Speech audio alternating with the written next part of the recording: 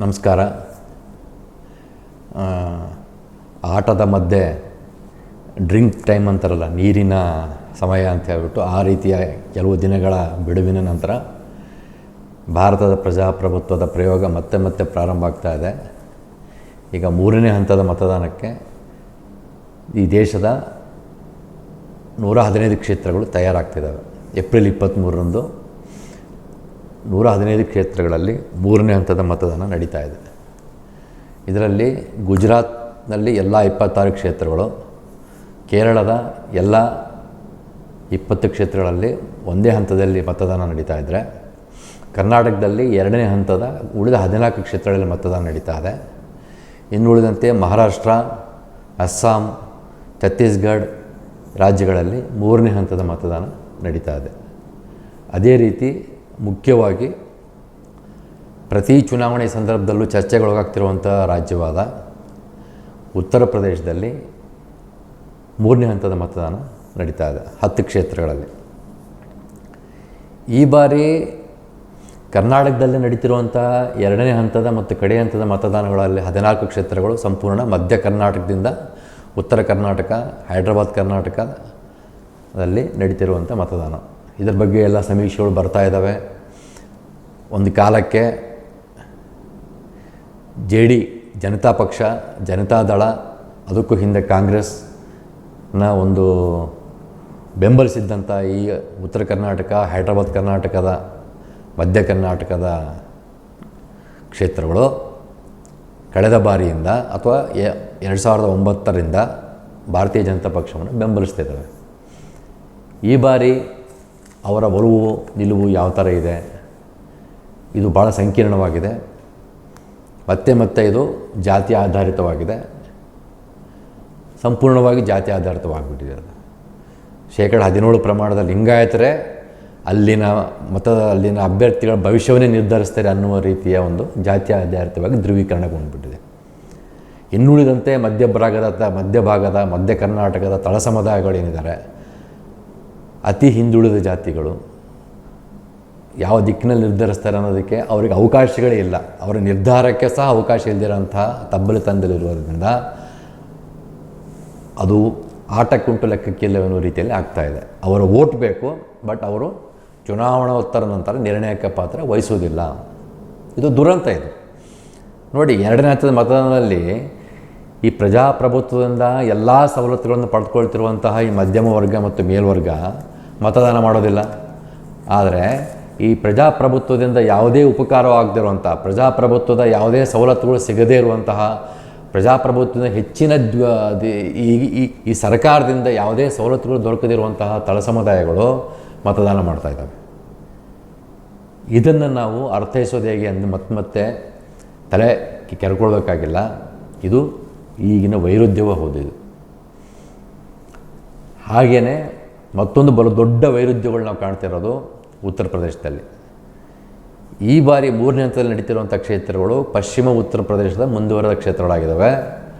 ಇದನ್ನು ಒಂದು ಜರ್ನಲಿಸಮ್ ಭಾಷೆಯಲ್ಲಿ ಮಾತಾಡೋದಾದರೆ ಯಾದವ್ ಹಾರ್ಟ್ಲ್ಯಾಂಡ್ ಅಂತ ಕರೀತಾರೆ. ಒಂದು ಕಾಲದಲ್ಲಿ SP ಅನೇಕ ಕ್ಷೇತ್ರಗಳನ್ನು ಗೆದ್ದುಕೊಂಡಿರೋಂಥ ಕ್ಷೇತ್ರಗಳಿವು. ಇಲ್ಲಿ ಬಹುಸಂಖ್ಯೆಯಲ್ಲಿ ದಲಿತರಿದ್ದಾರೆ, ಅದರಲ್ಲಿ ಉಪಪಂಗಡವಾದಂಥ ಜಾಟವ್ ಸಮುದಾಯದ ದಲಿತರಿದ್ದಾರೆ. ಅಲ್ಲಿ ಚುನಾವಣಾ ಸಂದರ್ಭದಲ್ಲಿ ನಡೆಸಿದಂಥ ಸಮೀಕ್ಷೆಗಳು, ಜನರ ಭಾವನೆಗಳನ್ನು ಕೇಳ್ತಾ ಹೋದರೆ ನಮಗೆ ಈ ದೇಶದ ಅತ್ಯಂತ ವೈರುಧ್ಯಗಳು ನಮ್ಮ ಕಣ್ಮುಂದೆ ಬಿಚ್ಚಿಕೊಳ್ತಾ ಹೋಗ್ತವೆ.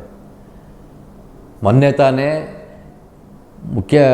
ಮುಲಾಯಂ ಸಿಂಗ್ ಯಾದವ್ ಸ್ಪರ್ಧಿಸಿದಂಥ ಕ್ಷೇತ್ರದಲ್ಲಿ SP BSPಯ ಮಹಾಗಠಬಂಧನ ಮಹಾಸಮಾವೇಶ ನಡೀತು. ಒಂದು ಕಾಲದಲ್ಲಿ ಬದ್ಧ ವೈರುಗಳಾಗಿದ್ದಂತಹ ಮುಲಾಯಂ ಸಿಂಗ್ ಯಾದವ್ ಮತ್ತು ಮಾಯಾವತಿ ಒಂದೇ ವೇದಿಕೆ ಹಂಚಿಕೊಂಡ್ರು. ಪರಸ್ಪರ ಹಿಂದಿನ ದ್ವೇಷವೆಲ್ಲವನ್ನು ಮರೆತು ಈ ಮತಾಂಧ BJPಯನ್ನು ಸೋಲಿಸೋದಕ್ಕೋಸ್ಕರ ಮಾತ್ರ ಒಂದಾಗಿದ್ದೀವಿ ಎನ್ನುವ ರೀತಿಯ ಒಂದು ರೀತಿಯ ಸ್ನೇಹವು ಕೂಡ ಅಲ್ಲಿ ವ್ಯಕ್ತವಾಯಿತು. ಇದು ನಿಜಕ್ಕೂ ನಮಗೆಲ್ಲ ಒಂದು ರೀತಿಯ ಸಮಾಧಾನಕಾರಿ ವಿಷಯವಾಗೂ ಕಾಣ್ತಾ ಇತ್ತು. ಆದರೆ ಈ ತಳಮಟ್ಟಕ್ಕೆ ಹೋಗ್ತಾ ಚಿತ್ರಣವೇ ಬೇರೆ ಥರ ಕಾಣಿಸ್ತಾ ಇದೆ.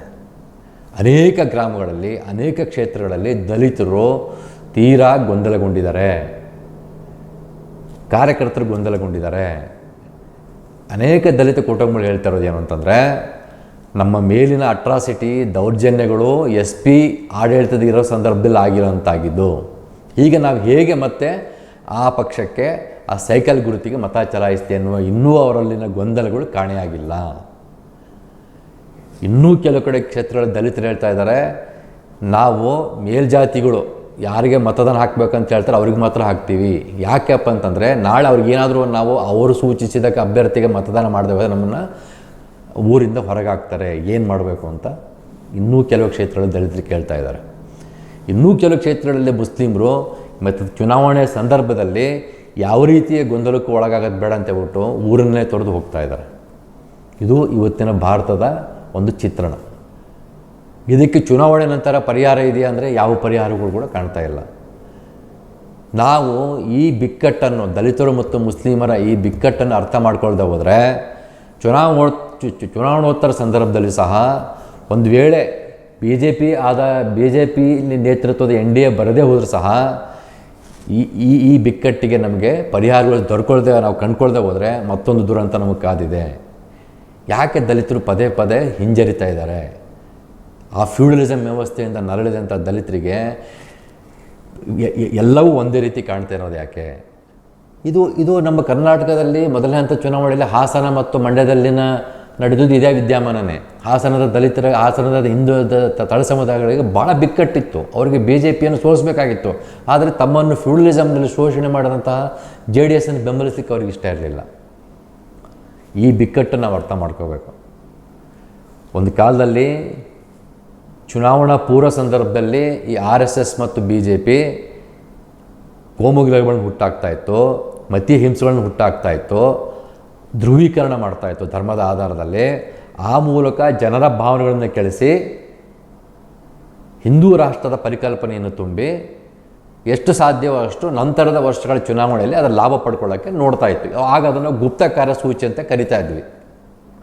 ಆದರೆ RSSನ ಈ ತಂತ್ರ ಫಲ ಕೊಡದೇ ಇರೋದ್ರಿಂದ RSS ಮತ್ತು ಮೋದಿಯವರು ಭಾವಿಸಿದ್ದೇನು ಅಂತಂದರೆ, ಚುನಾವಣಾ ಪೂರ್ವದಲ್ಲಿ ತಾವು ಅನೇಕ ರೀತಿಯ ಮತೀಯ ಗಲಭೆಗಳು, ಕೋಮು ಧ್ರುವೀಕರಣ ಮಾಡಿದರೆ 50-60% ಪ್ರಮಾಣದಲ್ಲಿ ಒಂದು ಮತ ಬಂದು ಬಿದ್ದುಬಿಡ್ತವೆ, ಬಹುಸಂಖ್ಯಾತ ಹಿಂದೂಗಳು ತಮಗೆ ಮತ ಹಾಕಿಬಿಡ್ತಾರೆ, ಮತ್ತೆ ತಾವು ಒಂದು ರೀತಿಯ ನಿರಂಕುಶ ಆಡಳಿತವನ್ನು, ಫ್ಯಾಸಿಸಮ್ನ ನಡೆಸ್ಬೋದು ಎನ್ನುವ ಅವರು ಏನು ಲೆಕ್ಕಾಚಾರ ಹಾಕಿದ್ರು, ಆ ಲೆಕ್ಕಾಚಾರ ಅವರಿಗೆ ತಿರುಗೇಟು ಹೊಡಿತಾ ಇದೆ.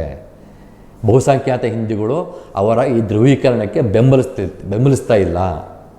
ಅವರಿಗೆ ಈಗಲೂ ಒಂದು ಸಮೀಕ್ಷೆಯ ಪ್ರಕಾರ 35% ಪ್ರಮಾಣಕ್ಕಿಂತಲೂ ಹೆಚ್ಚಿನ ಪ್ರಮಾಣದ ಅವರಿಗೆ ಮತಗಳು ಬರುವ ಸಾಧ್ಯತೆಗಳಿಲ್ಲ ಎನ್ನುವ ಸಮೀಕ್ಷೆಗಳು ಸಹ ಹೇಳ್ತಾ ಇದ್ದಾವೆ. ಸಂಪೂರ್ಣ ಕಂಗಾಲಾಗಿರುವಂತಹ RSS ಮತ್ತು ಮೋದಿ ಕೂಟವು ಈಗ ನೇರವಾಗಿ ಚುನಾವಣಾ ಸಂದರ್ಭದಲ್ಲೇ ಕೋಮು ಧ್ರುವೀಕರಣಕ್ಕೆ ಸಜ್ಜಾಗ್ಬಿಟ್ಟಿದೆ. ಚುನಾವಣಾ ಸಂದರ್ಭದಲ್ಲೇ, ಈ ಮುಂಚಿನಂತೆ ಚುನಾವಣಾ ಪೂರ್ವದಲ್ಲಿ ಮಾಡ್ತಾಯಿತ್ತು. ಈಗ ಅದರಿಂದ ಯಾವುದೇ ರೀತಿಯ ಅವರಿಗೆ ಫಲ ಕೊಡದೇ ಇರೋದ್ರಿಂದ ಚುನಾವಣಾ ಸಂದರ್ಭದಲ್ಲೇ ಕೋಮು ಧ್ರುವೀಕರಣಕ್ಕೆ ಮಾಡ್ತಾ ಜನರನ್ನು, ನಾನು ಈ ರೀತಿಯ ಒಬ್ಬ ವ್ಯಕ್ತಿಯನ್ನು, ಈ ರೀತಿ ಒಬ್ಬ ಭಯೋತ್ಪಾದನೆಯಲ್ಲಿ ಅಪಾದನೆಗೊಳಗಾಗಿರೋ ವ್ಯಕ್ತಿಯನ್ನು ನಿಲ್ಲಿಸ್ತಾ ಇದ್ದೀನಿ, ನೀವು ಬೆಂಬಲಿಸಿ ಎನ್ನುವ ರೀತಿಯ ಒಂದು ವಾತಾವರಣವನ್ನು ನಿಲ್ಲಿಸ್ತಾ ಇದೆ. ಭಯೋತ್ಪಾದನೆ ಆರೋಪಿ ಆಗಿರುವಂಥ ಪ್ರಜ್ಞಾ ಠಾಕೂರನ್ನು ನಿಲ್ಲಿಸಿದ ಮೇಲೆ ಮೋದಿಯಂತಹ ಒಬ್ಬ ಉಸ್ತುವಾರಿ ಪ್ರಧಾನಮಂತ್ರಿ ಪ್ರತ್ಯಕ್ಷವಾಗಿ ನೇರವಾಗಿ ಅವ್ರನ್ನ ಬೆಂಬಲಿಸಿದ್ದಾರೆ. ಇದನ್ನು ನಾವು ಅರ್ಥ ಮಾಡ್ಕೊಳ್ಬೇಕಾಗಿರೋದು. ಪರಿಸ್ಥಿತಿ ಹಿಂದಿನಂತಿಲ್ಲ.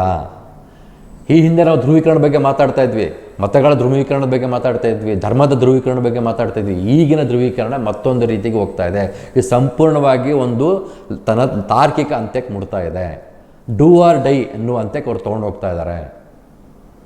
ಮೋದಿ ಹೇಳ್ತಾ ಇದ್ದಾರೆ, ಮೋದಿಯವರು ತಮ್ಮ 30 ದಿವಸಗಳ ಹಿಂದೆ ಚುನಾವಣಾ ಪ್ರಚಾರ ಶುರು ಮಾಡಿದಾಗ ಹೇಳಿದ ಮಾತುಗಳನ್ನ ನಾವು ಅರ್ಥ ಮಾಡ್ಕೋಬೇಕು. ಅವರು ಪ್ರಾರಂಭ ಮಾಡಿದ್ದನ್ನೇ ಹಿಂದೂ ಟೆರರಿಸಮ್ ಎನ್ನುವುದನ್ನು ಹುಟ್ಟಾಕಿದ್ಯಾರು ಅಂತೇಳಿ. ಅದರ ಸೂಚನೆ ಇತ್ತು ಆಗಲೇ, ಪ್ರಜ್ಞಾ ಠಾಕೂರ್ ಯಾವತ್ತಾರು ಇಂಥವ್ರೊಬ್ಬ ಅಭ್ಯರ್ಥಿ ಮಾಡ್ತಾರೆ ಅಂತ ಹೇಳ್ಬಿಟ್ಟು. ಈಗ ಅದನ್ನು ಅವರು ಬಳಸ್ಕೊಳಕ್ಕೆ ನೋಡ್ತಾ ಇದ್ದಾರೆ. ಈ ಪ್ರಜ್ಞಾ ಠಾಕೂರನ್ನ ನಾವು ಒಬ್ಬ ಅಭ್ಯರ್ಥಿ ನಿಲ್ಲಿಸಿದ್ದು, ಭಯೋತ್ಪಾದನೆಯಲ್ಲಿ ಆರೋಪಿಯಾಗಿರುವಂಥ ಪ್ರಜ್ಞಾ ಠಾಕೂರ್ ಎನ್ನುವ ಆರೋಪಿಯನ್ನು, ಭಯೋತ್ಪಾದಕಗಳು ಎನ್ನುವ ಆರೋಪಿ ಇರುವ ಪ್ರಜ್ಞಾ ಠಾಕೂರನ್ನು ನಿಲ್ಲಿಸಿದ್ದು BJP ಮುಂಚೆಯೇ ಲೆಕ್ಕಾಚಾರ ಮಾಡಿದಂಥ ಅಂಶ ಇದು.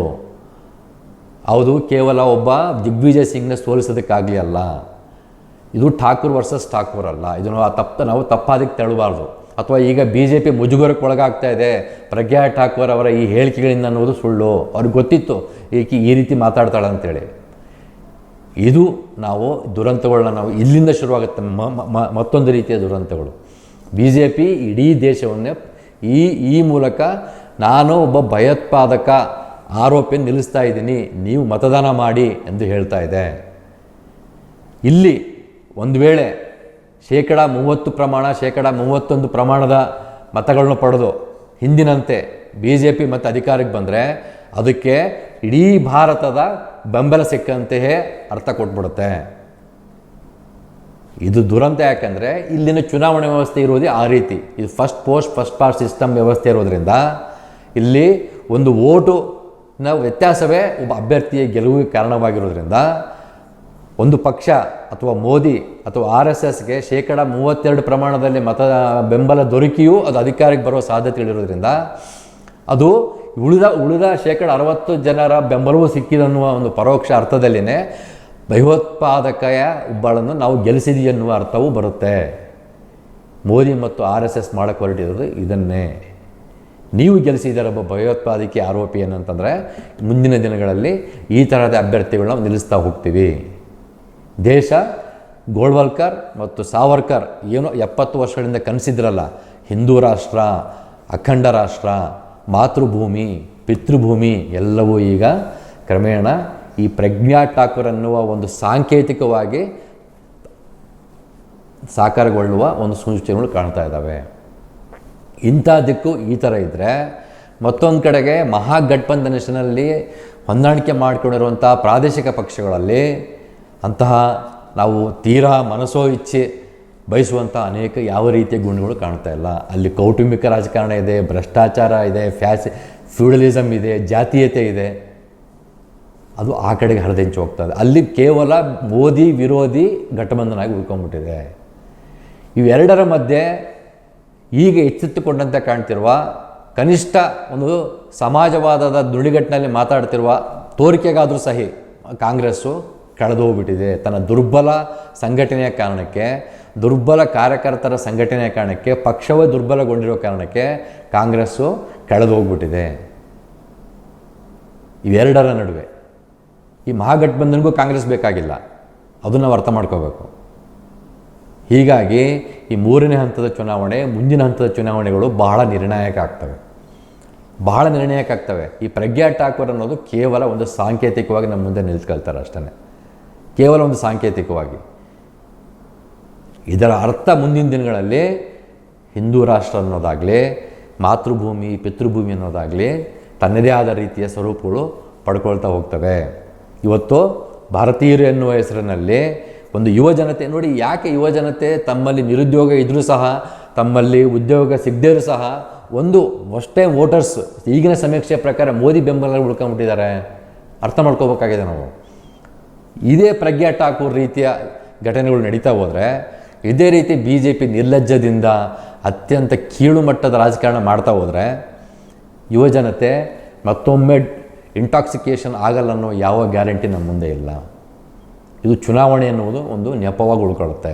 ಈ ಚುನಾವಣೆ ಮುಂದಿನ ಭಾರತದ ಚುನಾವಣೋತ್ತರ ನಂತರದ ಭಾರತದಲ್ಲಿ 6 ಕೋಟಿ 2 ಕೋಟಿ 3 ಕೋಟಿ ಯುವಜನತೆ ಈ ಚುನಾವಣೆಯ ಮೂಲಕನೇ ಇಂಟಾಕ್ಸಿಕೇಟೆಡ್ ಆಗಿ ಹೊರಹೊಮ್ಮುವ ಎಲ್ಲ ಸಾಧ್ಯತೆಗಳು ನಮ್ಮ ಮುಂದೆ ಇದ್ದಾವೆ. ಈ ಪ್ರಜ್ಞಾ ಠಾಕೂರ್ ಸ್ಪರ್ಧೆ ಅದು ಎಲ್ಲವನ್ನೂ ಮುಟ್ಟು ಮಾಡುತ್ತೆ. BJP ಮತ್ತು RSSನ ಲೆಕ್ಕಾಚಾರ ಸಹ ಇದೇ ಆಗಿತ್ತು.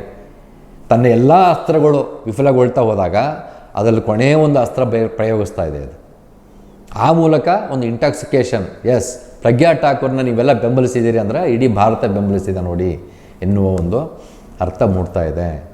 ಇಲ್ಲಿ ದಿಗ್ವಿಜಯ್ ಸಿಂಗ್ ಗೆಲ್ತಾರೋ ಸೋಲ್ತಾರೋ ಮುಖ್ಯ ಅನ್ನೋದಕ್ಕಿಂತ ಪ್ರಜ್ಞಾ ಠಾಕೂರ್ ಸೋಲ್ಬೇಕಾಗಿದೆ. ಇದು ಒಂದು ಸಾಂಕೇತಿಕವಾಗಿ ಅಲ್ಲ, ಇಡೀ ಭಾರತದ ಅಸ್ತಿತ್ವಕ್ಕೆ, ಪ್ರಜಾಪ್ರಭುತ್ವದ ಅಸ್ತಿತ್ವಕ್ಕೆ ಈ ಪ್ರಜ್ಞಾ ಸಿಂಗ್ ಎನ್ನುವ ಒಬ್ಬ ಭಯೋತ್ಪಾದನೆಯ ಆರೋಪಿಯಾಗಿರುವಂಥ ಒಬ್ಬ ಮಹಿಳೆ ಸೋಲ್ಬೇಕಾಗಿದೆ. ಅದರ ಜೊತೆಗೆ ಮತ್ತೆ ನಾವು ಪುನರುಚ್ಚರಿಸ್ತಾ ಇದ್ದೀನಿ, ಮುಂದಿನ 3ನೇ ಹಂತದ 4ನೇ ಹಂತದ ಚುನಾವಣೆಗಳು ಬಹಳ ಮಹತ್ವಪೂರ್ಣ ಆಗಿರ್ತವೆ. ಯಾಕೆ ಅಂತಂದರೆ ಈ 3 ಮತ್ತು 4, 5ನೇ ಹಂತದ ಚುನಾವಣೆಗಳಲ್ಲಿ ಮೊದಲ 2 ಹಂತ ಚುನಾವಣೆ ನಡೆದಂತಹ ಒಂದು ಚುನಾವಣಾ ಫಲಿತಾಂಶದ ಒಂದು ಸಮೀಕ್ಷೆಗಳು ಪ್ರಭಾವ ಬೀರ್ತಾ ಇರ್ತವೆ. ಅಲ್ಲಿ ನೋಡಿ ಮೋದಿಗೆ ಅಷ್ಟೊಂದು ಬರಲಿಲ್ವಂತೆ ಎನ್ನುವ ಒಂದು ಸಮೀಕ್ಷೆ 3ನೇ ಮತ್ತು 4ನೇ ಹಂತದ ಮತದಾನದಲ್ಲಿ ಸಹ ಪರಿಣಾಮ ಬೀರುವ ಸಾಧ್ಯತೆಗಳಿದ್ದಾವೆ. ಆ ಪರಿಣಾಮದಲ್ಲಿ ಜನಗಳು ತಮ್ಮ ಈ ಹಿಂದೆ ನಿರ್ಧರಿಸದೇ ಇರುವಂಥ ನಿರ್ಧಾರದಿಂದನೇ ಮುಂದೆ ಒಂದು ಕ್ಷಣದಲ್ಲಿ ಬದಲಾಯಿಸುವ ಎಲ್ಲ ಸಾಧ್ಯತೆಗಳು ಸಹ ನಮಗೆ ಕಾಣ್ಬರ್ತಾ ಇದೆ.